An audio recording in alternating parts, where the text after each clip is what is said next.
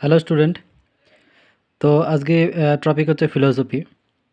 তো ফিলোসফির বচন, ঠিক আছে। ফিলোসফির বচন,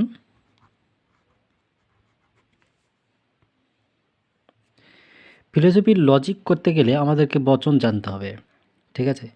তো বচন কয় প্রকার? বচন 4 প্রকার।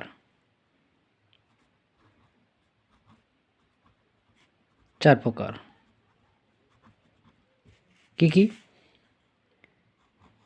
এ বচন, ই, আই, ও, ঠিক আছে।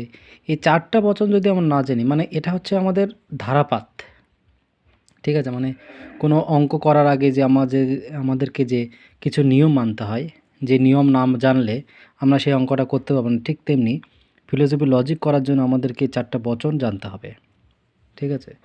এবং বাক্য পরিবর্তনের ক্ষেত্রে বচন জানতে হবে। বাক্য পরিবর্তন কী সেটা আমি পরে জানাবো, আগে এটা দেখে নাও। তাহলে এ বচন হচ্ছে সদর্থক, ঠিক আছে।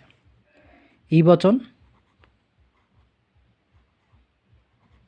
নঞ্চর্থক, আই বচন সদর্থক, ও বচন নঞ্চর্থক। আর এখানে এই বচন, বচন কাকে বলে? বচন হচ্ছে ভাষায় প্রকাশিত অবধারণকে বচন বলে।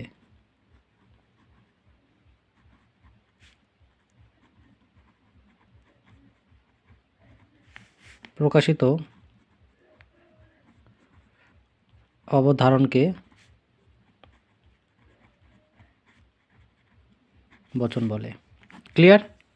ওকে, নেক্সট স্টেপ আমরা ধীরে ধীরে চালু করব, এবং আমার পাশে থাকার জন্য আমাকে অবশ্যই ফলো এবং সাবস্ক্রাইব করবেন, ঠিক আছে, যাতে পরবর্তী ভিডিও আমি তোমাদেরকে তুলে ধরতে পারি বা তোমাদের কাছে আমি পৌঁছতে পারি।